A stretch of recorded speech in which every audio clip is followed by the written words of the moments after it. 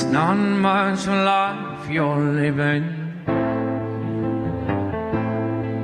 It's not just something you take, it's convenient. And round and around and around and around we go. Oh, now tell me now, tell me now, tell me now you know.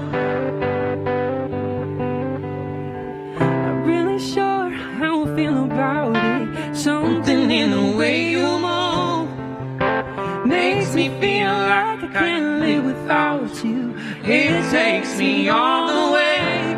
I want you to stay.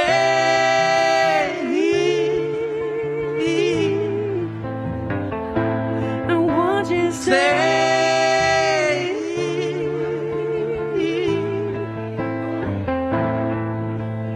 Ooh, the reason I hold on.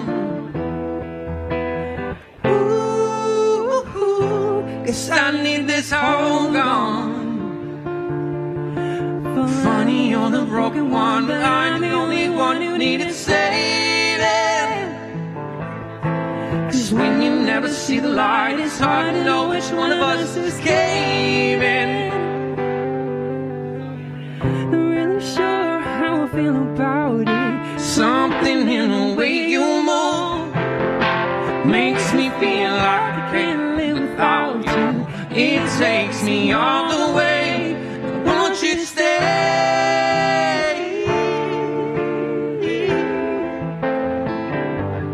Want you to stay.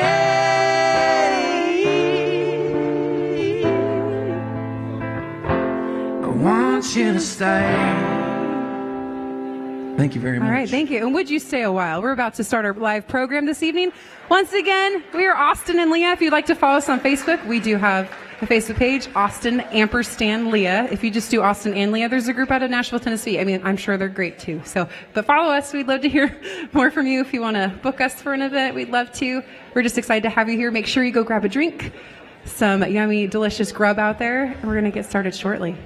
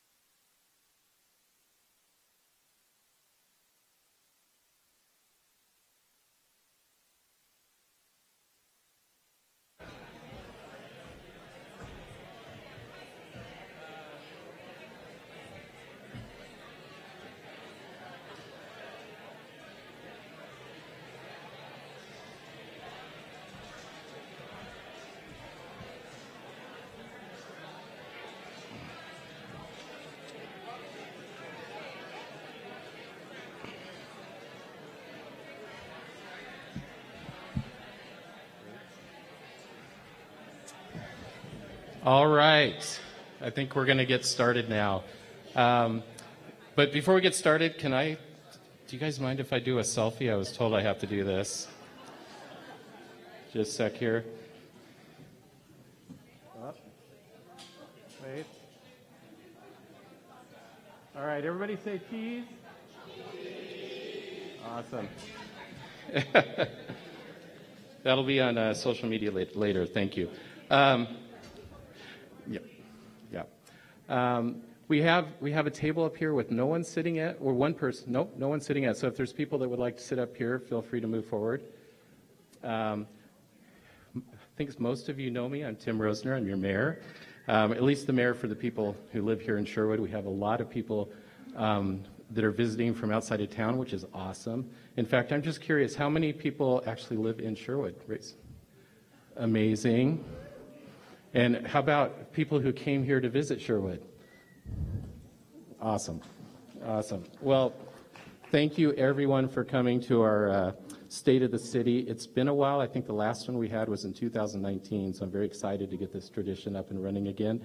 I want to call out, we got some special guests here tonight.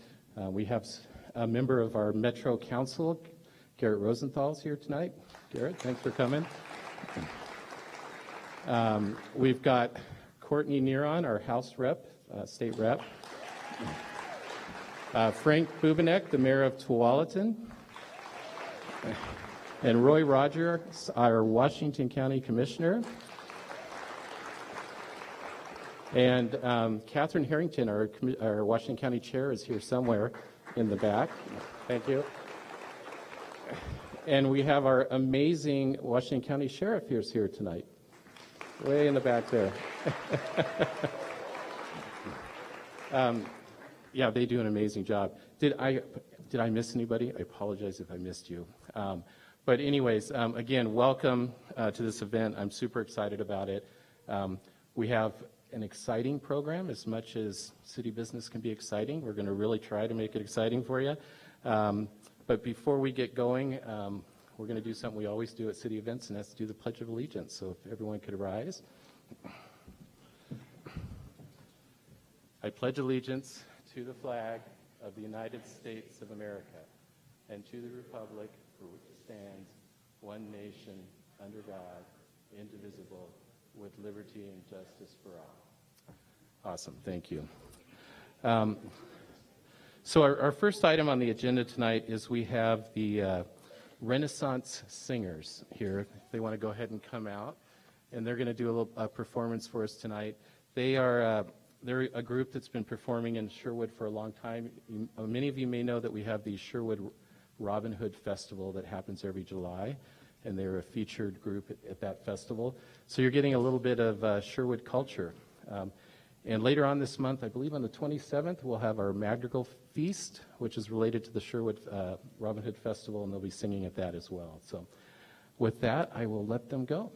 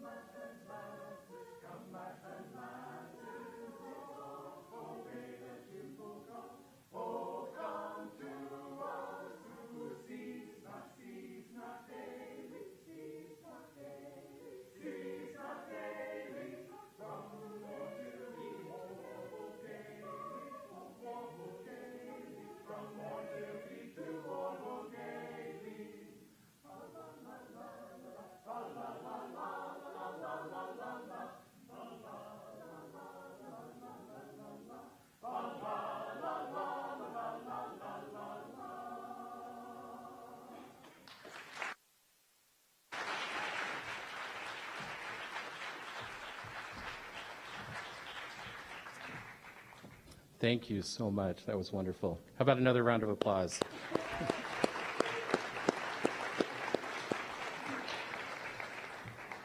And if you come to the Robin Hood Festival this July, you'll get to see him again. And the Madrigal Feast, which is on the 27th. You can find it on Facebook. The next item up is staff. By the way, we have amazing staff. And I'm going to talk about the word amazing later. But we have amazing staff, and they did a wonderful job putting together a short video that we're going to show now that kind of highlights some things going on in Sherwood. So we'll start that now.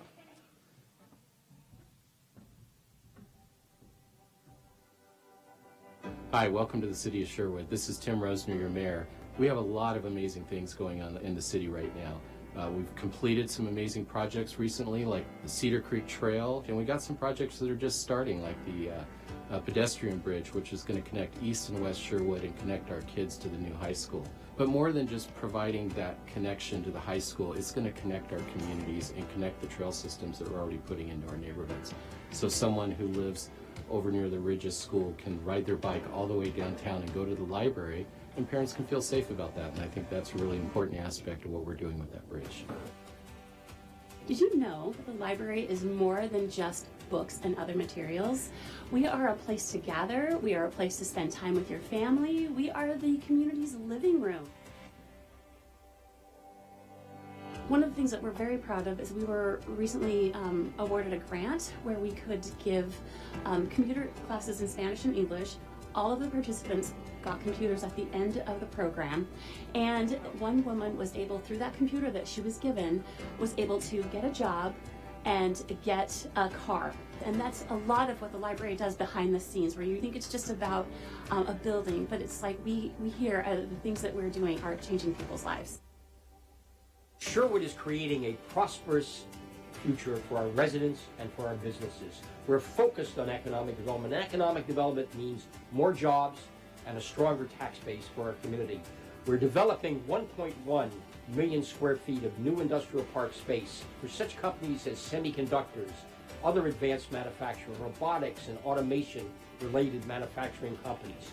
We're looking to the future of Sherwood, which will be the Sherwood West area. This is a 1,300-acre expansion area to Sherwood in partnership with Metro and in partnership with so many public and private partners to develop a technology park on 250 acres, to develop another area, 75-acre site, as a gateway to the wine country, and to develop many different types of housing products in Sherwood West.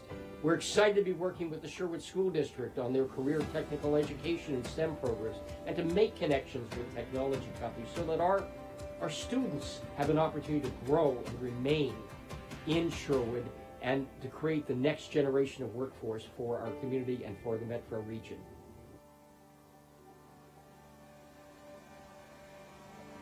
Sherwood Broadband is another amazing asset for our community, and our staff here at the City Hall is working very hard on getting that fiber to home project rolled out to the whole city. We did some research on Sherwood Broadband and find out what our customers thought, and we learned a couple really fun and amazing things. One is our customers really like the fact that the money is staying in our community. Another thing we learned is that our customer satisfaction ratings are over 80%, where the national averages are below 40%. So we're very proud of that organization. And I know some of you don't have it yet, but we're working hard on getting it to every house in the city.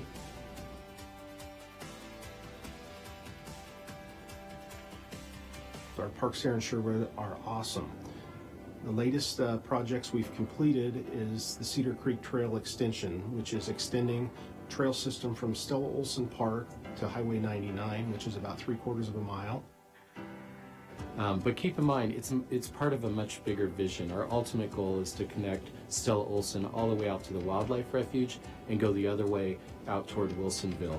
And if you look at it on a regional level, we're trying to connect our communities so there's walkable trails between Wilsonville and Sherwood and Beaverton and Tualatin. Sherwood Center for the Arts serves as a hub for cultural activity and a resource for artists and our community in all things arts and culture related. We have year-round arts programming, arts education for all ages, the highlight being our summer program, Art Smart, which served a record number of students last year. The Art Center is an important economic driver for Old Town, Sometimes we see over 1,000 people in one day coming to Old Town due to one of our events or a visiting event or a performance, and that's really exciting to see. The Sherwood Senior Center is another amazing facility and organization that we have within the city. They do an amazing job providing hot meals to our seniors, programming over at the Senior Center itself. It truly is amazing. Part of those resources is the inclusion of a mental health center in our senior center.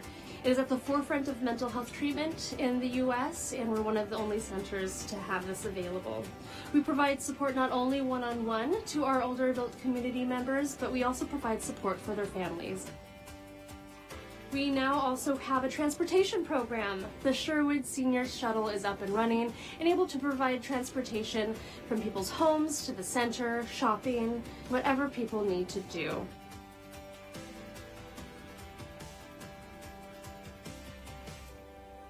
I'm excited to talk to you about a few programs that we've been working on over the last few years.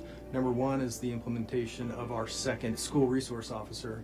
It's exciting now to have one dedicated SRO in the middle school and one in the high school. We believe that that relationship and that conduit within the community and the students is incredibly valuable. Secondly, we have established a mental health response team that is countywide. We know that it's a national crisis on the mental health front, and we're taking steps to work with mental health practitioners to address these crises that are not specifically law enforcement related. And finally, I want to talk to you about our social media engagement platform. We feel it's become a valuable tool to get information out to the community, up to date on things that are occurring, and it's been a positive engagement for law enforcement and our community to work together and solve livability and safety issues. Thank you for taking a little time out of your busy day to learn about Sherwood, where community comes first.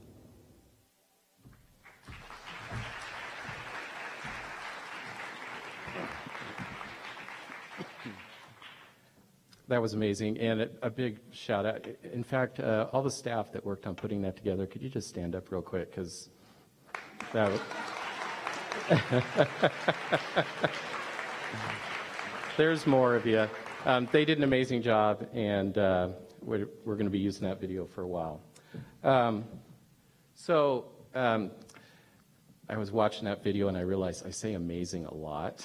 And I think it wore off on Craig a little bit too. But there's a reason for that, because we are truly proud of the services the city delivers, and they really do an amazing job. So I'm just going to warn you, you're going to hear it more. So, this is the time when you get to hear me talk a little bit. I'll try to keep this short, and as I said before, as exciting as possible. Let's see if this works. It does.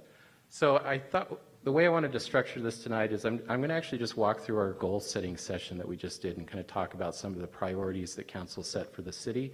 So you're going to hear a little bit about projects that are in the works and some of the stuff that we're thinking about for the future.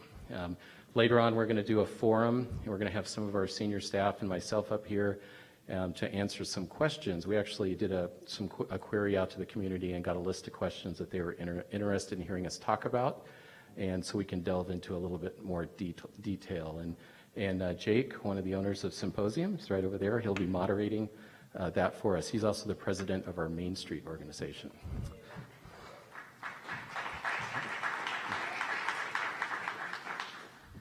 So I'm not going to read this to you. I'm assuming most people can read, but this is our mission. And our mission is really about servicing our community and doing it in innovative ways that make sure our services get out to everyone in our community. That's how we think about it. We have a long tradition of innovating, and so we're constantly thinking about, not just how does everybody else do it, but what are better ways of doing it? What are innovative ways of doing it? Innovative ways of keeping our costs down, providing great services, et cetera. That's a really important part of what we do. In our goal setting, as for those of you who don't know how this works, some of the electeds here, they know how this works, so they have to bear with me. But every year we do goal setting. And these are the 6 pillars that we think about when we're doing our goal setting and kind of how we organize the goals that we set for the city. And those goals could be a short-term quick thing, or they could be a goal that takes many, many years to put together, like the Pedestrian Bridge.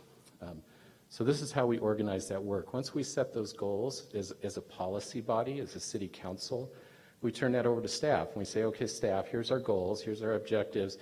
They come back to us with a list of projects that they think will achieve those goals. We go back and forth a little bit. We agree on what those projects look like.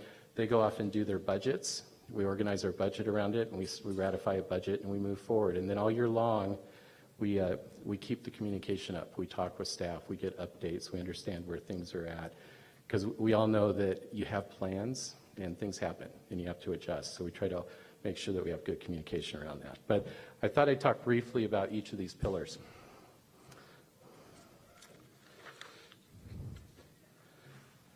So the first one is, there's not going to be a lot up here, but pretty pictures, but I thought you needed something to look at besides me.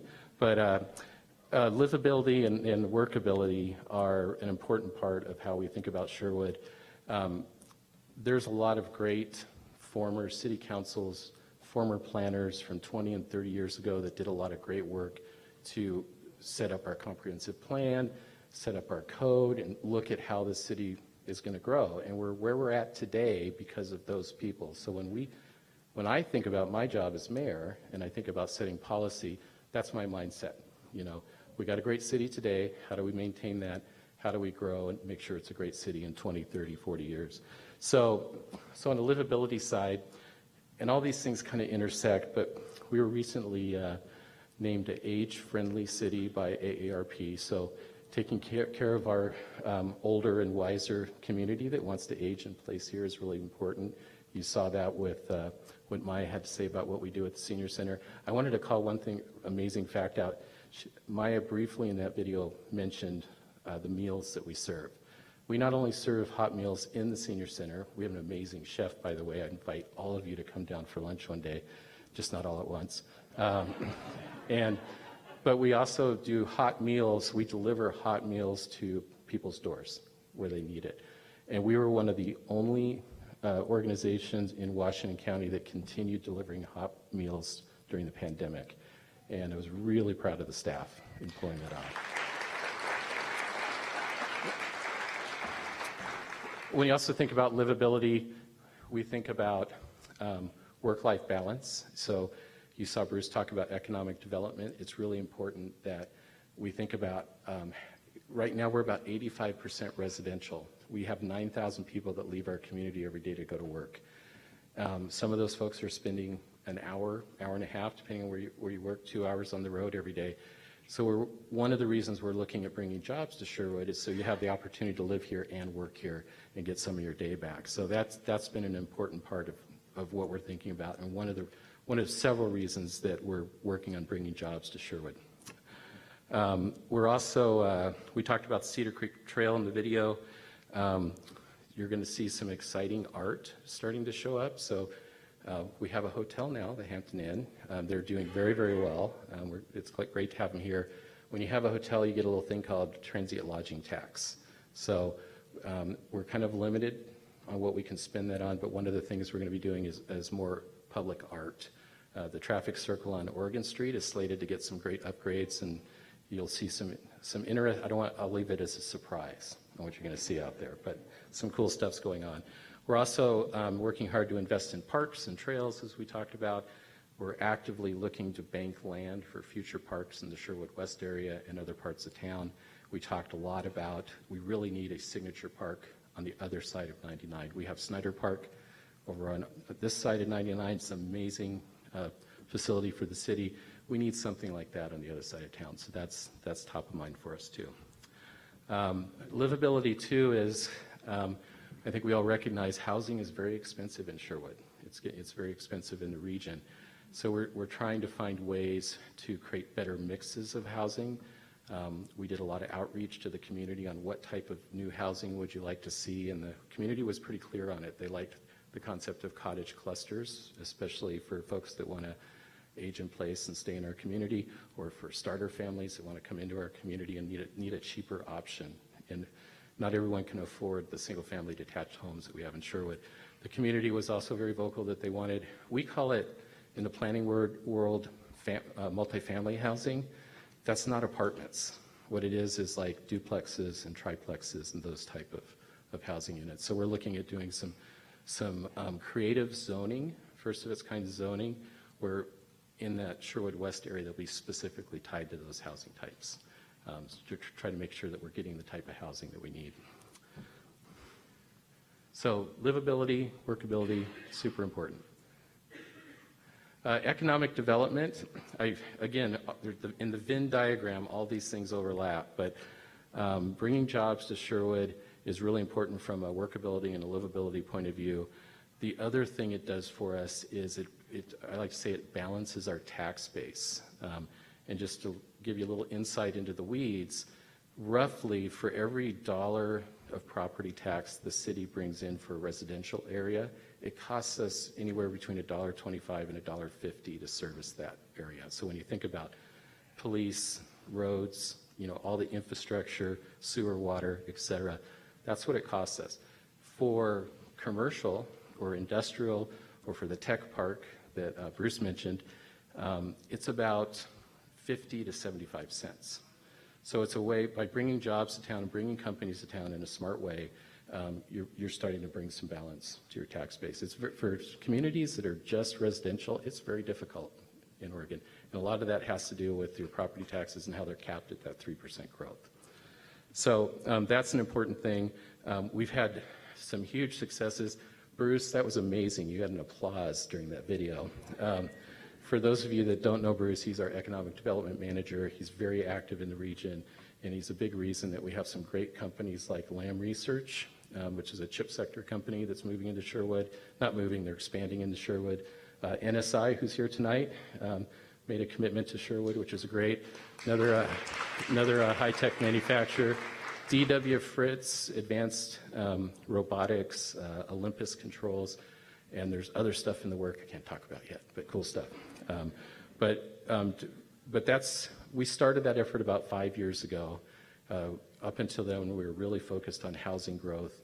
We realized that we needed to shift and be, some folks will say we're only focused on jobs. It's really, we're trying to be balanced, right? You need a job if you're going to have a house. And so that's really important. Infrastructure. Now, I love this picture. I found it today. It was a last-minute ad, and a little story behind it. So Woodhaven Park, everybody raise your hand if you know where Woodhaven Park is. Yeah, so you know about the dump trucks. For years and years, people would just leave their dump trucks in there. In fact, a lot of us call it Dump Truck Park. I might be proposing we change the name. But we recently, about a year ago, we did an upgrade to that park, and we got a lot of comments from the community saying, please save the dump trucks. Don't. So the staff was great. They took all the dump trucks, gently wrapped them up, put them in a closet, and then when the park was reset, we got the dump trucks back out there. But I just love that. I love the fact that our community puts those toys out there for everybody else to enjoy. But that's, and it's a metaphor for infrastructure, at least I think so. We're doing a lot of infrastructure work. We talked a lot about the pedestrian bridge. I won't get into a huge amount of detail. When we get into the forum, we'll talk about how we're paying for that, because we are getting a lot of questions. What I will say right now, we're not raising taxes to do it. We figured out how to pay for it by getting lottery. We'll get into that in a little bit. Senator Wyden worked with us to get a $3 million earmark to build roads in the Tonquin employment area, which is that area between us and Tualatin, where Frank's the mayor.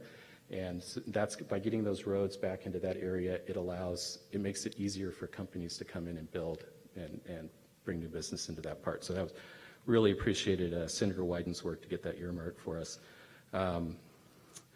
But again, and then one more thing I wanted to mention on infrastructure, the bridge. So we have the pedestrian bridge at 99 West and Sunset, which is needed. We are also starting the process now of figuring out how to do a grade separated crossing at Cedar Creek. We need more than one. We need more than one way of connecting the communities. And that's, every time I drive down 99, I see all those kids crossing 99 to get to the middle school. It drives me nuts. So we're starting that process, figure out how we do that. That's going to be, we're probably going to have to lift 99 and do an undercrossing. So it'll be a big lift. But it'll be a lot more expensive because sorry, I'm a dad, can't help it. It'll be a lot more expensive, but we're starting the process of figuring out how do we fund that. And one last thing on infrastructure, the 99 West Pedestrian Bridge at Sunset. That's going to be I have a picture of it in here somewhere. I can't go forward. I'll show it to you in a second. It's going to be 900 feet. It's going to cross 3 roads. So it's going to go across 99, Elwert, and Kruger and land on the high school side. It was a big lift. We had, it's a bridge, just the construction cost is about $21 million. I think all in with contingency and land acquisition and right away we're about 27 to 29 million. We could not have done that without the community support. When we started working with Representative Neron, about 5 or 6 years ago, it seems like ages, it was really important that we had support from Salem, and over 300 of our community members wrote letters to Salem. And that was key in getting that lottery money assigned to that project. So a big, huge shout out to our community on that because they felt it was important and they got involved. So thank you, everyone.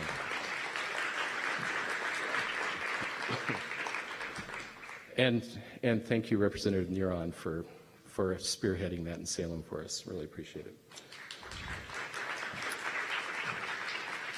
All right. Public safety. All right, so how many people subscribe to the Crimey Chronicles on Facebook? All right, if you're not doing that, I highly recommend it.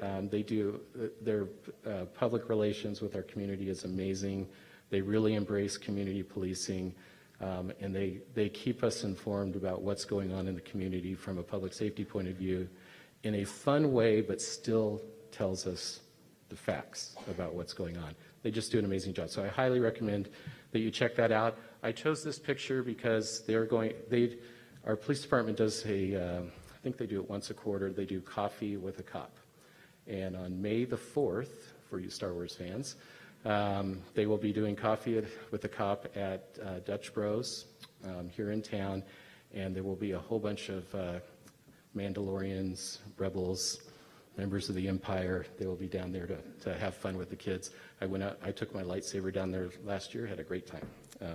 But I recommend you guys come out and check that out. But they do an amazing job. But in the public safety realm, you heard a little bit about this. We added a second SRO that's dedicated to our middle school. So now we have 2 SROs, which is great. Personally, I would love to find a way to get a 3rd SRO. But our SROs do an amazing job in the school system. We just had a joint meeting with the school board, and they talked to us about what a great job that the SROs are doing. And for those of you who don't know what a school resource officer does, it's not about standing there and writing tickets in the parking lot. That's not their job. They're there to build relationships with those kids, be a place the safe place that they can come talk to if they have an issue or a challenge or something like that. And to do education with our kids, and they do a really good job. If you ever want to talk about it, I can tell you some amazing stories of what that program has done for our community. But it's amazing, and I really appreciate the school's partnership on that. We split the cost for the SROs between the school district and the city. That's how we run that program. A couple of years ago, we created a traffic safety committee. How many are aware of our traffic safety committee now? Yeah. And the goal of that was to really address pedestrian safety and driver safety in the city. So they meet monthly. Any complaints or suggestions or ideas or thank yous around pedestrian safety and driver safety go to that committee to be evaluated. And we actually have a budget for them, and they have tools that they can use and make recommendations on solving some of those pedestrian issues. If you were driving down Meineke near the middle school recently, you may have seen the little truck out there with the drive slow sign running. That probably came through our traffic committee, and it was something that they decided to put out there. So they do a lot of the stuff like that. They also might make recommendations for bigger projects. We just completed a study based on feedback from our traffic committee on that section of Sunset from 99 West to Pinehurst, right? How many people drive that? How many people drive it during when the kids are walking to school? It's in rush hour. You know, we have a school over there, so we're looking at concepts to how to improve safety over there, especially at Trimble and Sunset, where we've had some issues with safety. Because when you drive that, you don't realize it's a school, but the school is right there, and we have a lot of kids walking. So that study's complete, and there'll be more to come on some upgrades to those intersections out there. And what else? Another safety-related item, and it's really tied toward infrastructure, but I'll mention it here. We're working really hard to do a complete street project on Edie Road. Edie Road has some safety issues. Right now, we're working with the county through the MISTIP program and the Washington County Coordinating Committee to allocate about $14 million in MISTIP funds to do a complete street improvement to that. The Washington County Coordinating Committee, which is basically all the mayors in Washington County, just approved the roster of projects for that. And now that goes to the county commissioners. So there's 2 of them here tonight. So if you want that done, feel free to talk to them and let them know. But that's an important project, and the county's been great partnering with us and developing that project and what that looks like. And if you didn't know, that's a county road. So that's why we're working so closely with the county on that. All right. I'm almost done, I promise. Fiscal responsibility. This is a really important one because if we don't take care of the money we have, we can't do all the projects that we've been telling you about. So we're very, very pragmatic and conservative when we think about our budgets. We do a 5-year forecast every budget cycle. We look at where our ending fund balances are going to be. If you think about it, it's not that difficult to predict. You know, property tax revenues are capped at 3% increase a year. We get reports from the state on what PERS is going to cost us. So we can get a good idea of what it's going to look like in 5 years. And then we use that as to do our budgets. Since I've been on council, we've been doing that. We have strong reserves for that reason. And it's one of the reasons we're able to do these projects. Not every city in the state is in that situation. A lot of cities are dealing with shortfalls and trying to figure out how to make those up and trying to decide what to cut. Our biggest discussions are around what we spend it on as opposed to not having the money to do some of these critical projects for our city. So we take that really, really important seriously as a council. And I can't say enough about our city council and my peers on city council. They're amazing people. They're all volunteers, if you didn't know that. And it's a very collaborative group with diverse views and opinions, but we always seem to come together and do what's right for Sherwood. So I really appreciate them. What else on that? Do you guys want me to do a lecture on fund accounting? No? Okay, we'll skip that. Citizen engagement. A lot of people asked me where this picture was. I couldn't find one. It's an Adobe stock image, so don't try to figure out who those folks are. But citizen engagement is something we talk about quite a bit. Sometimes it's really difficult to understand what our community wants, you know, and a lot of that we get anecdotal. We talk to people. We have events like this. We hear their concerns. I've had coffee with tens of 20, 30, 40, 50 community members to hear their concerns, but we are trying to figure out better ways to communicate, better ways to engage with our communities and understand what their desires and wishes are for our community. We're going to talk about Sherwood West a little bit later, but in the case of Sherwood West, we took 2 years and many community events and meetings and work sessions, and there was a coordinating or a citizen advisory committee and a technical advisory committee to really understand polling. We did a lot of polling around that to really understand what the community wants. We are trying to figure out ways to improve that. We have a project right now to improve our website and try to unify how we interface with you, whether it's getting a permit or renting a shelter in the park, or, you know, kind of those basic things that we tend to expect from tech companies nowadays. we need to get there too. And one way I like to think about it is we have to figure out a way to engage with all of you in a way that's compatible with your busy lifestyles. Not everyone has the luxury of the time to come to a council meeting or come to an advisory board or volunteer, so we have to figure out better ways of engaging with the community. And that's something we're working hard on. Couple just things of note on engagement. A couple years ago, we started a senior advisory committee that advises the city council on issues and policy related to our seniors in the town, that committee is up and running and going gangbusters and doing a great job. They helped us navigate getting the age-friendly certification from ARPA, which, by the way, those are important certifications because they open the door for grants. They open the door for bringing money into the community, which is always important.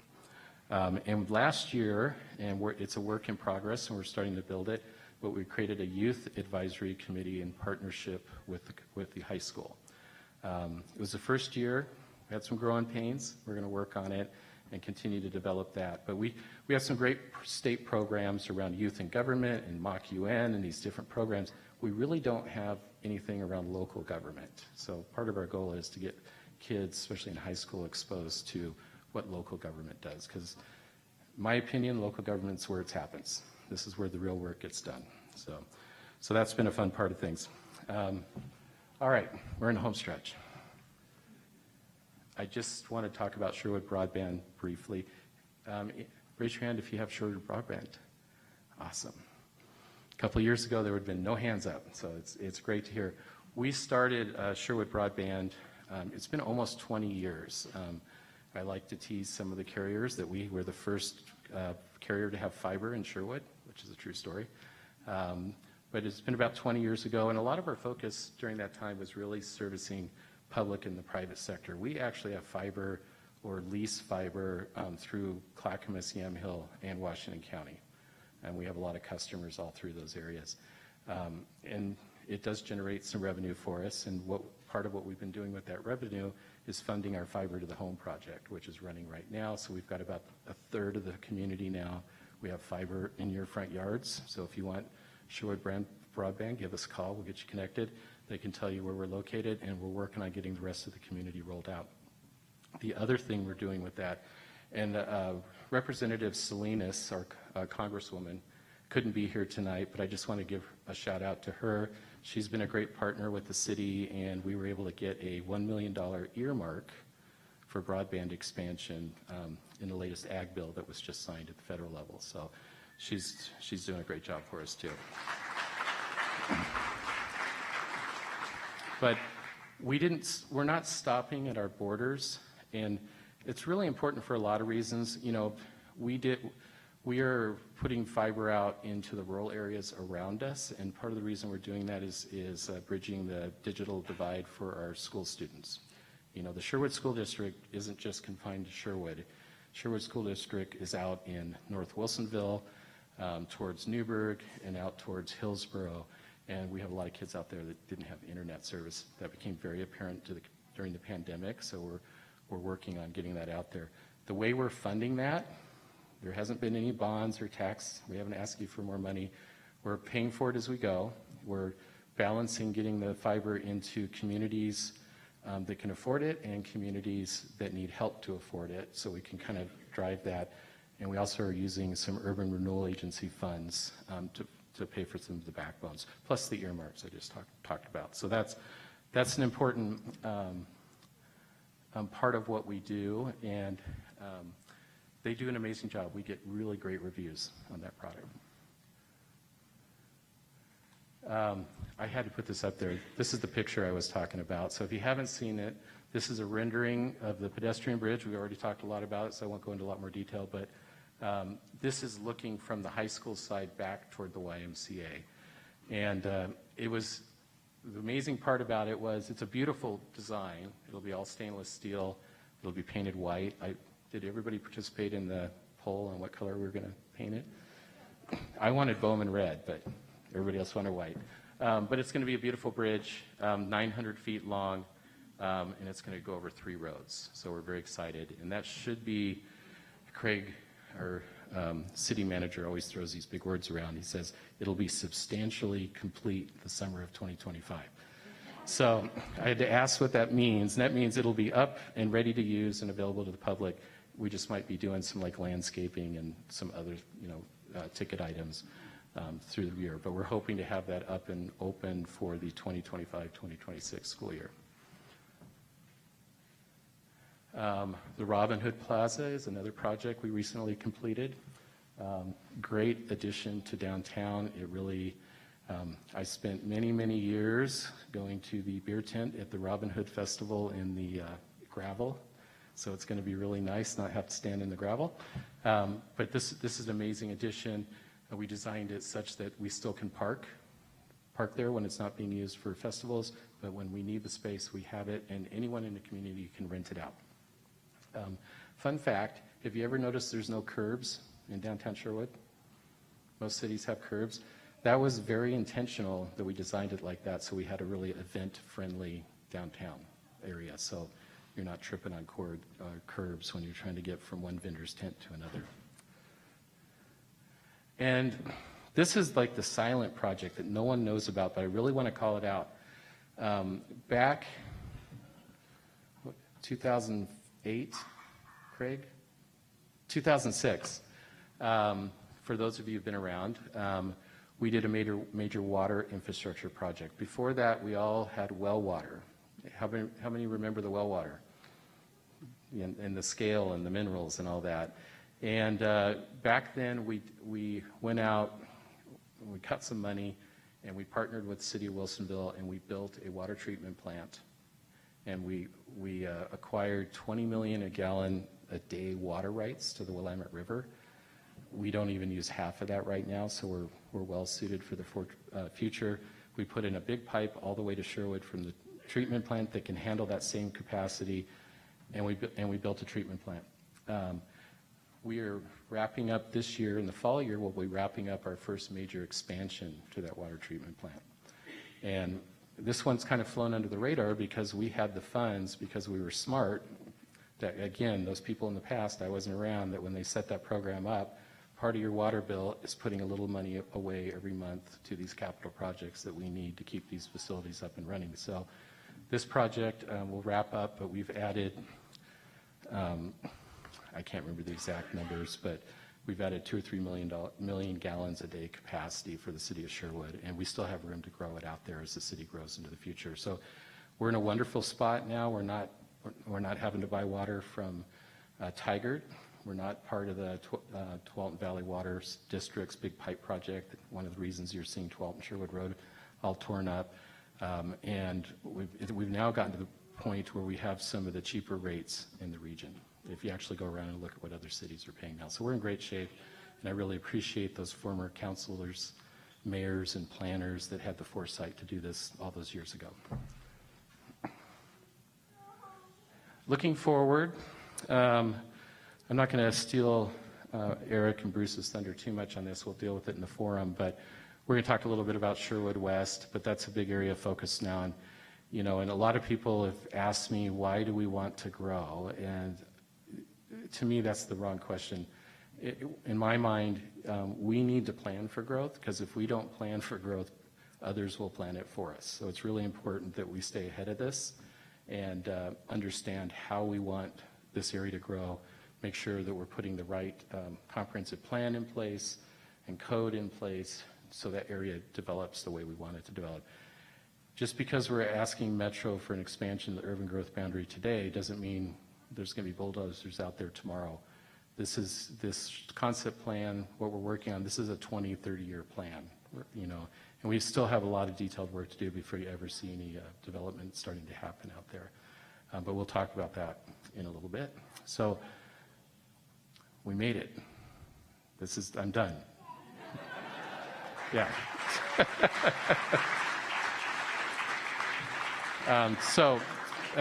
With that, and again, thank you everybody for coming out tonight.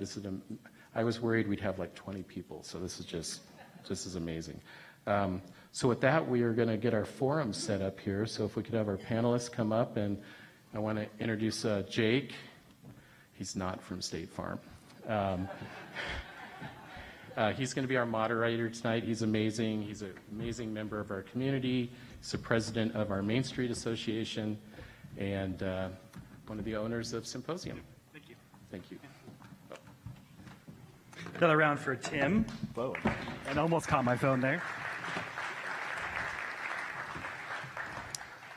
First thing I want to do tonight, I was supposed to be up here with the director of the Chamber of Commerce, but this hired a new guy. His name is Ned Noretto. Would you please stand for us, Ned?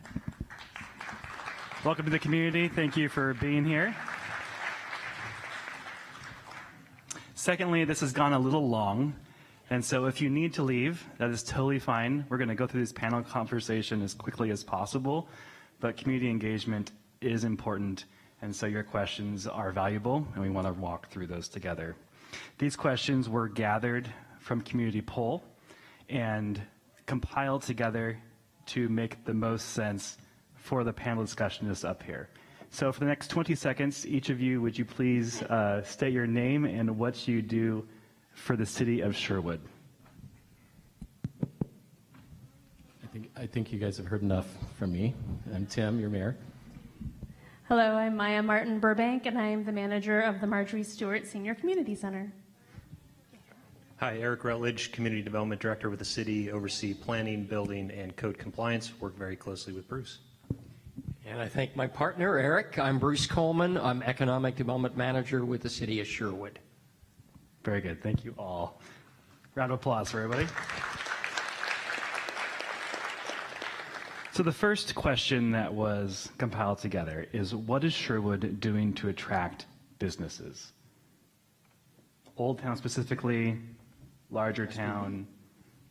Go for it, Bruce. Okay, I'll go for it. So I think as the mayor indicated, we are very focused on encouraging the growth of businesses in this city, and this means not just large businesses, but medium-sized and small businesses. And as the mayor indicated, we are focused on that because we're certainly working to attract more jobs to the community and also a stronger fiscal base, financial base for the city. In terms of Old Town, which is I think specifically what you're asking me about, we're very excited about the opportunities for Old Town. Certainly, we know one particular business owner here who has a very prominent business in Old Town, and he happens to be also the chair of the Sherwood Main Street Association, which is a brand new. No, go ahead. Okay. A brand new association, and we're going to be working very closely with him in this coming fiscal year, which starts in July, in terms of preparing an Old Town specific plan. And that's going to cover opportunities. It's going to cover the market opportunities for what kinds of businesses could come to downtown. It's going to look at what kinds of reuse opportunities could take place in our Old Town area or our downtown area. And it's going to look at design issues. It's going to look at possibly some incentive opportunities to encourage facade improvements and other kinds of improvements in downtown. So we're going to be very focused on marketing downtown to the right kinds of businesses. Good. Maybe add to it. So I think, at its core, community development, planning and building, partner with the private sector to bring more space to Sherwood, which we sorely need. We have Mainlander Investments here. John Niemeyer's here. We'll talk a little bit about coming up here, the large building up on Oregon Street. And, the city of Sherwood does not deliver that building. We are part of the process, but we have to have the private sector, being interested in Sherwood, and we make sure that if they want to come here, we provide the opportunity.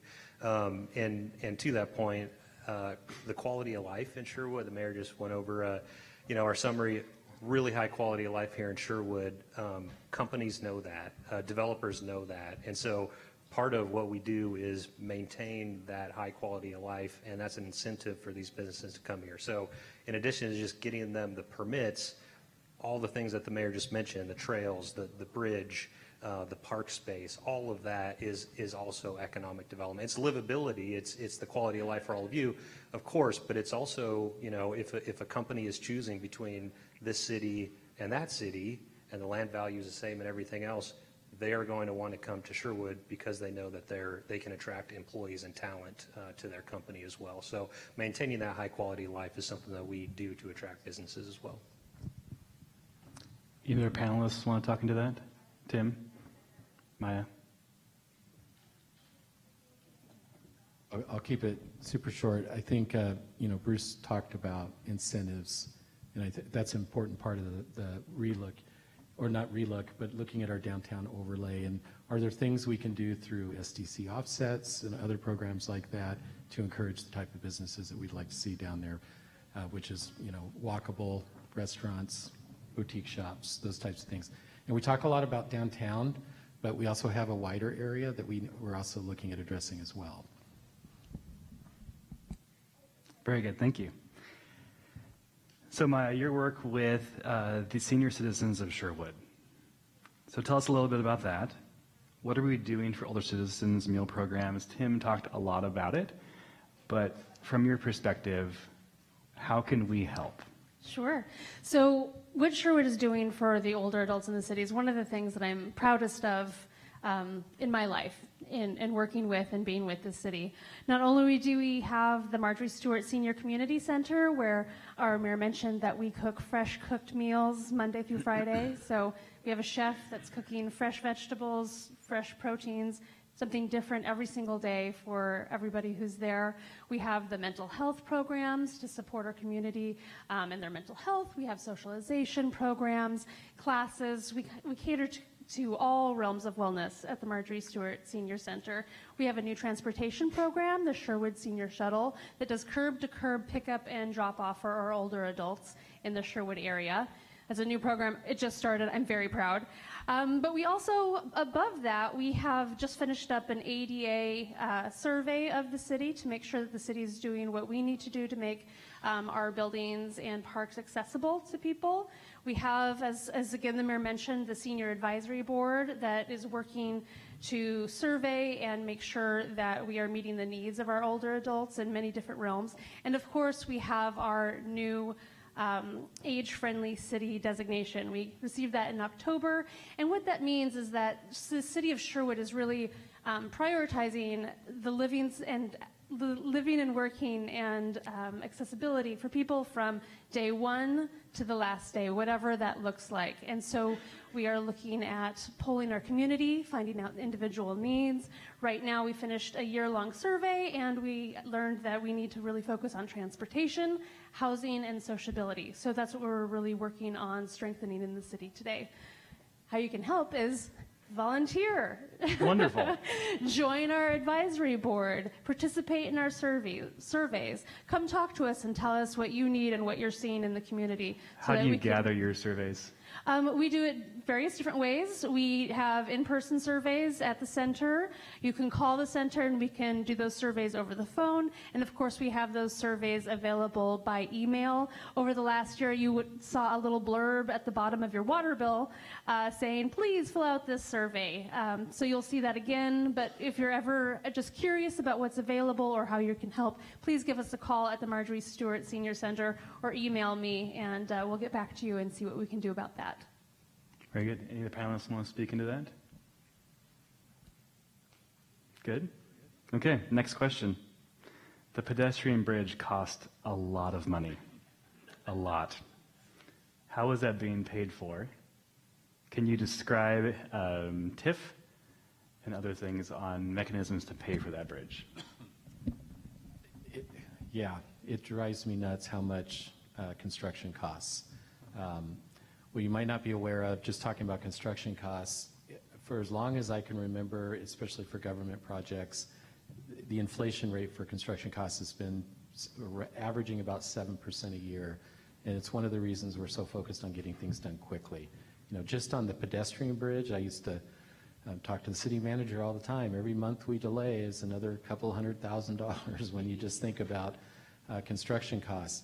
It's a lot of money, but keep in mind, when we originally were talking about that bridge, it was just going to cross 99, so it would have maybe 200 feet. And we really hadn't fully baked the idea. So one of the reasons that, some of the original estimates for just construction, not contingencies, land acquisition, engineering, all that kind of stuff, were around the 12 to 14 million. But once you lengthen the bridge, once you deal with the amount of time it took to get there and the increases in costs, that's how we got to these final numbers around, I think, all in, Assuming we don't use contingency, we'll probably be around 27 million. It's just what it costs. So we work really hard on that. In terms of how we funded it, again, thank you to Representative Neron we got about $4 million in lottery money for the bridge. And then we're doing we have an urban renewal agency. And there's this little tax trick that cities use. It's called tax increment financing. I'm going to try to tell you how this works in an easy way, but think about it this way. All the taxing agencies that overlap with Sherwood, in that district, we freeze their taxes. So say Tualatin Valley Fire paid $1 last year. Next year, it's going to be $1.03 because it goes up 3 cents. We get that 3 cents for the next 30 years. So that's how TIF financing works. It's a way that a lot of cities use to raise money. Our library, our city hall, this building were all built with urban renewal agency dollars. It's a very predictable source of revenue, so you can go out and bond against it at a very, very low rate. So what we were able to do is we set up that urban renewal agency. It's expected to earn about $180 million plus over its 30-year lifespan. And because it's so predictable, we can go to the bank and say, can we get a loan against that? And we were actually, when we did some of these loans, we were able to actually get some of these loans at very, very aggressive rates around, don't quote me on this, around 2%. And then we put it in the bank and earn 5%, right? So we have an amazing finance director who thinks through all this stuff, but it allows us to accelerate those projects, take advantage of that future predictable revenue. That's how we're paying for it. The most important thing, I think, for our community members, we didn't have to raise any taxes. You're not going to see additional property tax dollars to pay for the bridge. Great, thank you.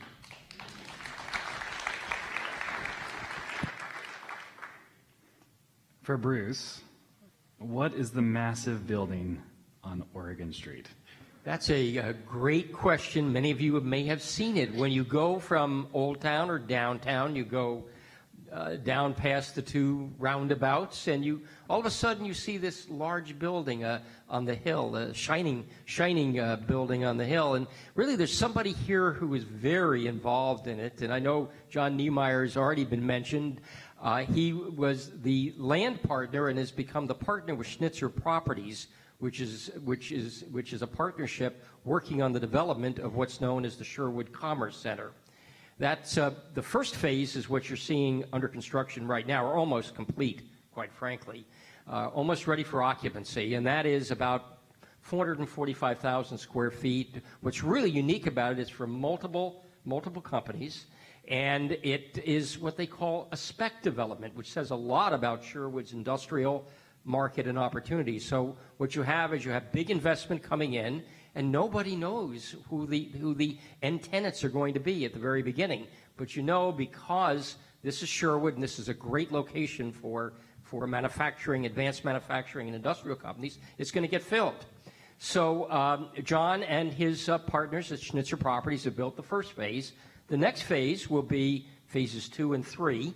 Very similar type of design, high quality design, and it's going to, we're expecting an application any day now for the land use approval for phases 2 and 3. And that'll be over another 500,000 square feet.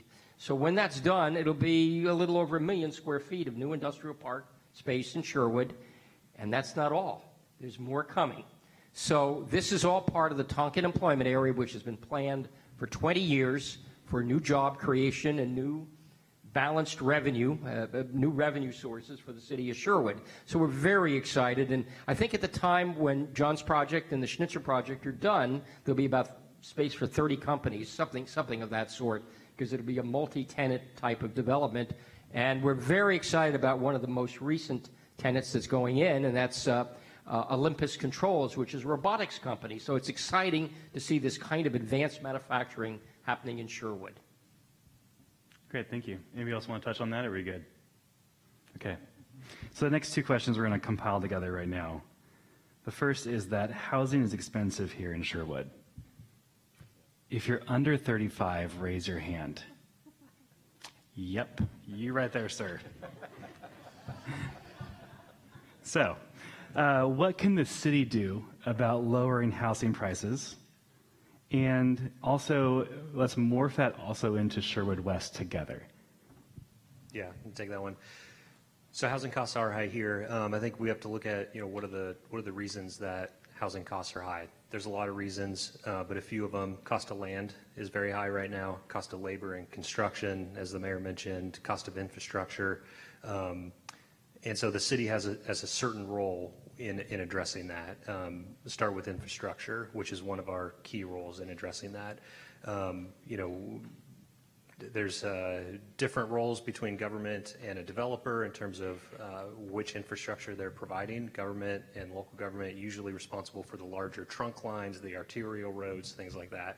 And then the developer provides the local infrastructure, the neighborhood roads and the very small parks, things like that. So there's a little bit of a different role. And if we can, as a jurisdiction, deliver those sewer trunk lines, the arterial roads, I can tell you developers have no problem delivering the local streets and the local parks and all of that other stuff. So that's what we're focused on, is that bigger infrastructure. How do we unlock, a lot of development through that infrastructure? So one thing, we have Clean Water Services here today. We have a former city manager, Joe Gall, is here, if he's still here. And we also have another staff member from Clean Water Services. So we're partnering with Clean Water Services to deliver the Brookman trunk line, which is a trunk line that's going to serve the new high school. It's going to extend from current city limits, go near Brookman Road, and then come back up towards the Sherwood High School. And it's going to serve the high school, but it's also going to unlock literally sewer for thousands of homes within the Brookman area, but also Sherwood West. And so if we can deliver that, we've bit off a huge chunk of what it takes to deliver housing. There's more. Of course, we need the roads, we need water, we need storm. That's just one piece, but that's something that we're proactively doing, in partnership with Clean Water Services. Also on infrastructure, the mayor mentioned Edie Road, and we have a few county commissioners here. I support going and talking with them about making sure that Edie Road project gets funded, but that's a complete street that eventually is going to go into Sherwood West as well. And so if we can deliver that piece of infrastructure, complete street on Edie Road, that will also help developers, complete their portion of that infrastructure. Other things that we are doing that we have control over, zoning is a huge thing. And so with Sherwood West, we are looking at cottage cluster zoning. Cottage cluster, literally a cottage style home. It's a detached single family home, maximum size 900 square feet, a story and a half. It's intended to offer, a detached unit that's part of a cluster, a cottage cluster, a community, and so you can get multi-generational living. Grandma doesn't have to be in the basement. She can have her own, or the son coming home from college, they can have their own actual detached, small unit in the same community. And so it's just a really great way to allow first-time home buyers to get a smaller unit, allow people to downsize. We hear anecdotally here in Sherwood, it's really hard to age in place. Empty nesters don't need 2,500 square feet. 900, 1,200 sounds a lot better. And so we want to provide those opportunities. So we're working really hard to develop zoning that a developer, will actually bite on and deliver a product that then provides more affordable units. So I'll leave it there. I could just add an economic development component to that. It is really important that Sherwood and the greater Portland region, of which we are a part, has the opportunity to encourage the growth of a workforce, a talented workforce, and to be able to attract that talented workforce, and as well as to encourage the existing young people in Sherwood High School, for example, to grow their careers here and to be able to buy a home here. So from an economic development point of view, and that relates then to the Career Technical Education Program, that's a great program at Sherwood High School. That all relates to the need and the importance of more affordable housing, and I know that we're working very hard to create a variety of housing types in this community that will help do that. Yeah, and just real quickly, I'll add, one of the things you don't see that we spend a lot of time on is lobbying Salem. Salem, when I'm talking about our state legislature, because they pass a lot of bills. The governor recently has got some bills through to encourage the development of housing. we have a lot to say about that because, you know, we're very concerned about preemption of local control over what our communities look like. You know, so we spend a lot of time in Salem talking to the legislature about that. Again, Representative Neron's been a great partner on some of those conversations, but that's an important aspect of what we do, and we're also asking for money. This is another area because I think of it as middle mile infrastructure. If we don't even have a sewer trunk line to the area where they want to do the development, you can't do the development. So we're looking for creative sources of funding to get some of those big infrastructure projects completed. Great. And Maya, for our aging citizens, anything for housing for them that you want to speak into?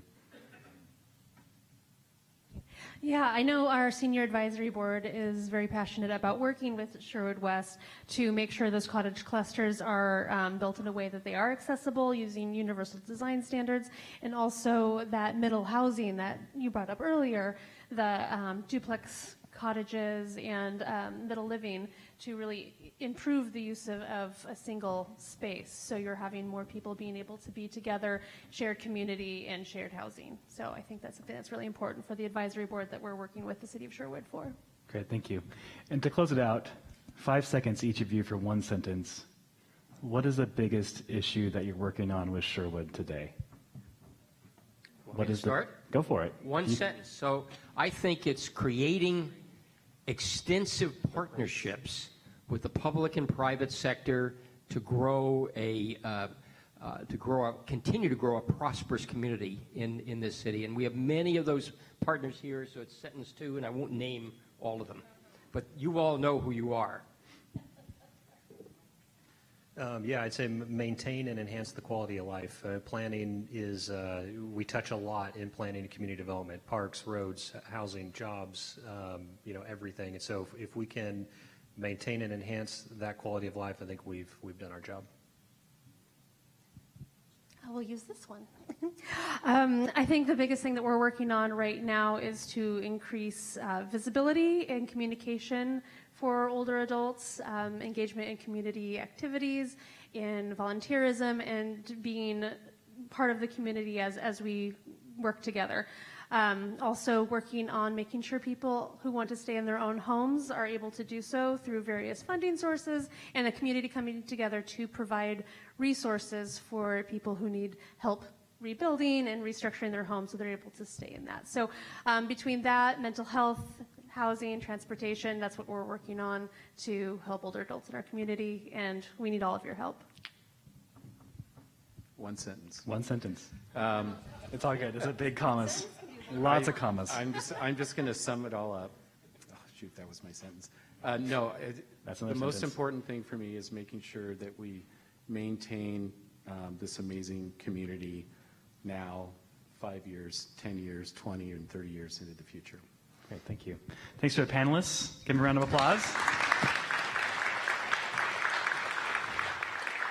Our senior staff, Craig and Kristen, all of you, thank you. Have a great night. Cue the music. We're good to go.